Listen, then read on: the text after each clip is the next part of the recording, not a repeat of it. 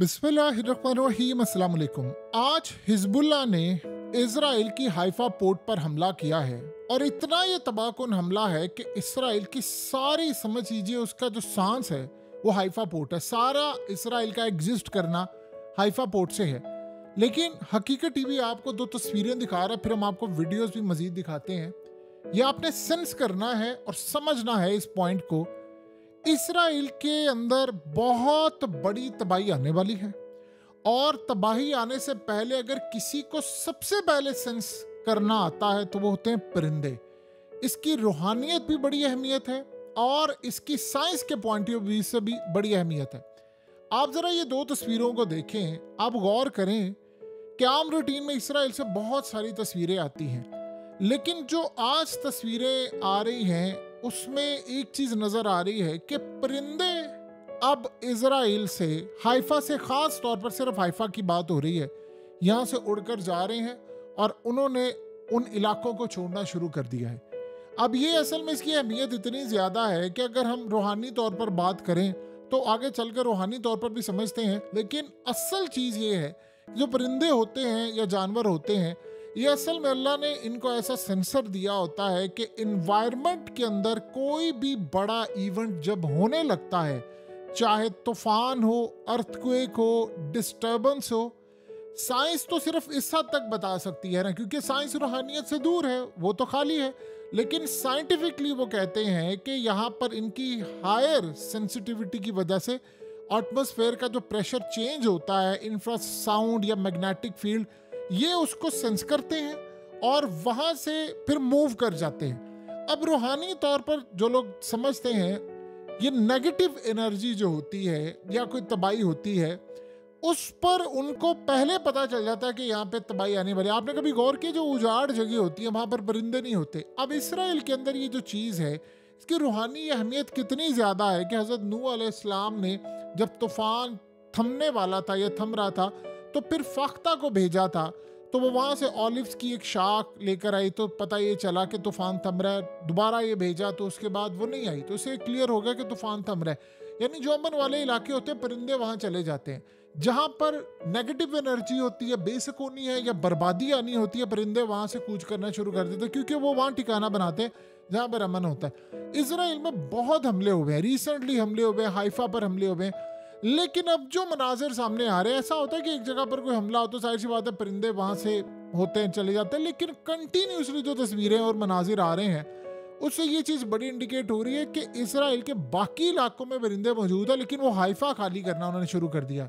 अब अगर आप इसकी स्ट्रेटजी देखें तो हिजबुल्लाह ने इस वक्त सबसे बढ़कर अगर किसी को टारगेट किया है तो हाइफा की पोर्ट इसराइल के लिए शारग है, और ये वो शारग है, देखिए इसकी ये मेजर ट्रेड हब है। और सबसे बढ़कर ये इजराइल के, यानी पूरी तरह इंपोर्ट एक्सपोर्ट जो उसने करना है, जो चीज़ें मंगवानी है, रॉ मटेरियल, एग्रीकल्चर प्रोजेक्ट, ये तमाम की तमाम हाइफा के ऊपर है, उसी के ऊपर उसका इन्हिसार है। इजराइल की इकोनॉमिक स्टेबिलिटी, ग्रोथ, ये तमाम चीज़ें अब ये कर क्या रहे हैं। इसराइल की फौज को जो माल आना है, चीज़ें जानी है, वहाँ पर जो फैक्ट्रीज हैं, वहाँ पर जो इनके ड्रोन्स बनाने वाली, आयरन डोम बनाने वाले, इनके मिसाइल बनाने वाली सारी चीज़ें हाइफा में है। तो लिबनान ने फैसला किया है कि हमने हाइफा को कब्रिस्तान बनाना है इजराइल का। तो हाइफा को अगर आप हिट करते हैं तो आप कंप्लीटली उनकी फौज को हिट कर रहे हैं। आप थोड़ी थोड़ी देर में हाइफा की पोर्ट को तबाह कर रहे हैं, आप हाइफा के अंदर चीज़ें तबाह कर रहे हैं, पूरी तरह उनकी नेवल को, हेडक्वार्टर को तबाह कर रहे हैं। इवन कि आप अंदाज़ा कर लें मुसाद के हेडक्वार्टर को, हर चीज़ आप हाइफा में तबाह कर रहे हैं, तो आप असल में उनका गला दबा रहे हैं। और ये सबसे बढ़कर, ये इसकी खास तौर पर जो लोकेशन है, आप सोचें हाइफा पोर्ट एक लिंक प्रोवाइड करता है यूरोप को, एशिया को, अमेरिका को। अब अगर हाइफा पोर्ट की तबाही हो रही है तो आप ये समझ लें कि इसराइल चारों तरफ से हिट हो रहा है। और इस पोर्ट का फैसला इन्होंने ये किया, लिबनान ने, उन्होंने कहा है कि अगर आप बैरूत को तबाह करेंगे तो हम हाइफा को सफाई हिस्से से ही मिटा देंगे, पोर्ट को तो तबाह करेंगे कि पूरा हम तबाह कर देंगे।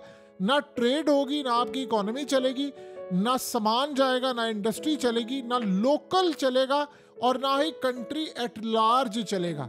अब हाइफा पोर्ट आप समझ लें, इसराइल की जो नेवल बेस है वो पूरी तरह डिफेंस, सिक्योरिटी फंक्शंस, इनका पेट्रोल, तमाम की तमाम जो चीज़ें होती हैं, यानी आप सोच रहे हैं कि जो सी लेन्स होती हैं, समंदर की लेन, उसको भी कंट्रोल यहाँ से किया जाता है। अब इनकी सारी की सारी एनर्जी जो होती है, यानी तेल आना, इनकी तमाम चीज़ें आना, सब कुछ तो यहाँ पर है। अब तेल आए, गैस आए, दूसरा फ्यूल आए। अब ये असल में इकोनॉमिक डेवलपमेंट और गैस खास तौर पर तमाम की तमाम चीज़ें, आपको पता है कि रिसेंटली यानी यहाँ पर इन्होंने डिस्कवरी की थी कि इनको बहुत सारी चीज़ें यहाँ पर मिली हैं। इनको गैस मिली है हाइफा की साइड से। तो अब लिबनान ने प्लान ये किया है कि तुम लो फ्री गैस, तुम लो सारी चीज़ें, और वो इलाकों पर कब्जा करके तो हम इसको छोड़ दें, ये नहीं हो सकता। आपको पता है कि चाइना के साथ इन्होंने मुआहदा किया था कि आप हमारी हाइफा पोर्ट को रन करेंगे, उसको चलाएंगे, और पूरी तरह हमें जो चाइना में सूरत हाल है वो आपने हाइफा बनानी। उन्होंने कहा अच्छा हम तुम्हें बताते हैं कि तुमने हाइफा को कैसे बनाना है। अब असल में इसराइल का जो वजूद है वो खतरे में पड़ जाएगा अगर हाइफा को इन्होंने तबाह किया। लिबनान ने 2 टारगेट रखे हुए हैं, मेन 2 टारगेट, तीसरा भी वो ऐड करे। नंबर 1, नॉर्थ की पूरी साइड उन्होंने आग लगाई है, और अब वो हाइफा के अंदर परिंदों का चले जाना ये असल में इंडिकेट कर रहा है कि वहां पर बहुत बड़ा तूफान आने वाला है। और गालिबन देखिए इसराइल ने बैरूत को उड़ाना है, आज भी इन्होंने बड़ा हमला किया है। तो इस सूरत हाल में इन्होंने प्लान किया है लिबनान ने कि हमने हाइफा को उड़ा देना है। हाइफा पर ही ये ड्रोन उड़ा रहे हैं, हाइफा को ही टारगेट कर रहे हैं। और ये याद रहे कि यमन भी हाइफा को टारगेट कर रहा है। और उससे भी बढ़कर बात यह है कि आपको पता है इराक से जो ड्रोन उड़कर आ रहे हैं वो भी हाइफा को भी टारगेट कर रहे हैं, दीगर जगहों को भी टारगेट कर रहे हैं। और इस सारी सूरत हाल के अंदर इन्होंने पैरालाइज करने का फैसला किया है। हाइफा को बचाना इसराइल बचाने के मुतरादिफ है, और वो अगर तबाह होती है यानी उसकी पोर्ट और ये तमाम चीज़ें, तो वो तबाह होते हैं। अब हुआ ये है, जो सबसे बढ़कर बात ये आ रही है कि अगला इनका प्लान है, इन्होंने इनकी राफेल जो खास तौर पर इनके लिए काम करती है, आयरन डोम बनाती है, स्पाइक्स मिसाइल और ये तमाम चीज़ें, उसकी फैक्ट्री पर हमले किए हैं। पहले किए, अब फिर किए। लेकिन आज अब ये क्लियरली सीन ये हो गया है कि जो लोग इजराइल अपना माल भेजते हैं, पहले ये था यमन को रखा हुआ है कि आपने शिप को तबाह करना है। अब जो अफ्रीका से होकर शिप आ रहे हैं, अब ये प्लान कर रहे हैं कि हम पोर्ट को पूरी तरह उड़ाएंगे, हमने यहाँ पर उनको रहने नहीं देना। इजराइल के लिए मसला सारा ये है कि वो इन हमलों को, रॉकेट्स को, इन चीज़ों को रोक नहीं पा रहे। देखिए आप एक हमला करें किसी भी मुल्क के ऊपर और उसके बाद एक हमला हो 2 साल बाद, तो उसकी वर्थ नहीं है। आप छोटे छोटे रॉकेट्स मारते फिरे और डेली बेसिस पर आप हाइफा मार रहे हैं, आप किरियात शमूना मार रहे हैं, आप गलीली मार रहे हैं, अब हर जगह पर नॉर्दर्न साइड पर मार रहे हैं। जब आप इस तरह के जगहों पर हमला कर रहे हैं तो वो फिर समझ आप इंडिकेट कर रहे हैं कि मामला कितने ख़राब हो गए। यानी पहले नॉर्दर्न साइड से लोगों को छुड़ाना था, वो कह रहे हैं हाइफा से छोड़े, और तिल अवीव पर तो आपको पता है कि यमन ने पहले ही हमला कर दिया है। ये असल में इसराइल को अंदाज़ा हो गया है कि हमारे हाथ से ये हाइफा निकल सकती है, यानी ये पोर्ट हमारे हाथ से निकल सकती है। अगर हमने बैरूत को उड़ाया तो उन्होंने किसी सूरत हाइफा को नहीं छोड़ना। ऑपरेशन सारे यहाँ पर डिस्टर्ब होने जा रहे हैं। अब असल में इसराइल ने, आपको पता है कि ये जो कल डील की बात हुई थी कि यूरोप ने कहा है, अमेरिका ने कहा है, फ्रांस ने और सब ने कहा है कि जी 21 दिन की करें जंगबंदी। आपको हकीकत टीवी ने बात बड़ी क्लियरली बताई थी कि ये असल में इजराइल ने कहा था, और जो जिस तरह यानी लिबनान ने हमला किया, फलाना किया, उड़ा कर रख दिया उन्होंने, ये एक्सपेक्ट ही नहीं कर रहे थे, तो उन्होंने साथ ही 21 दिन की प्रपोजल दे दिया। अब आपको पता है कि उसके साथ ही नेतन्याहू के जो इत्तेहादी थे उन्होंने कहा कि अगर तुमने डील फाइनलाइज की 21 दिन की जंगबंदी, तो हम तुम्हें छोड़ेंगे नहीं, हम तुम्हारी गवर्नमेंट से अलग हो जाएंगे, तितर बितर हो जाओगे। असल में आप जरा उसके बाद की सूरत हाल देखिए। नेतन्याहू ने कहा जी मैं नहीं मानता।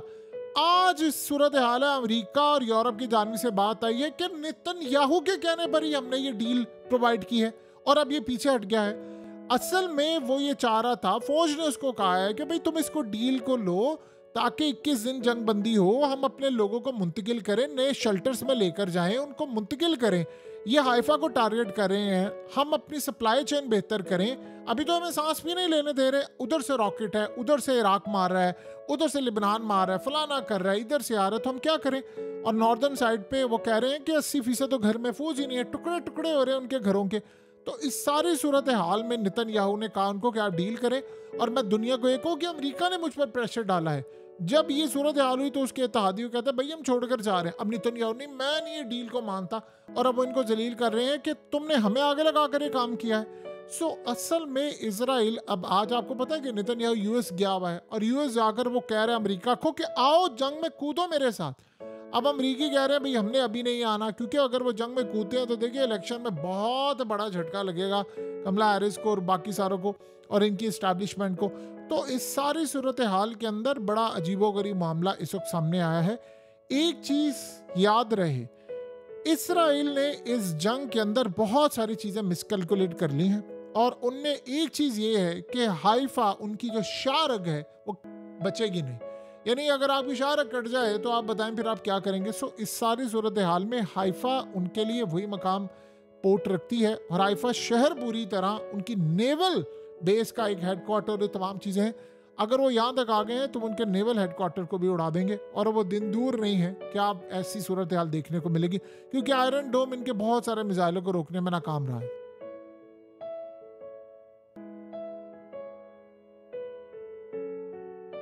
हकीकत टीवी को सब्सक्राइब करना मत भूलें, वीडियो को लाइक करें, शेयर करें और कमेंट सेक्शन में अपनी राय का इजहार ज़रूर करें।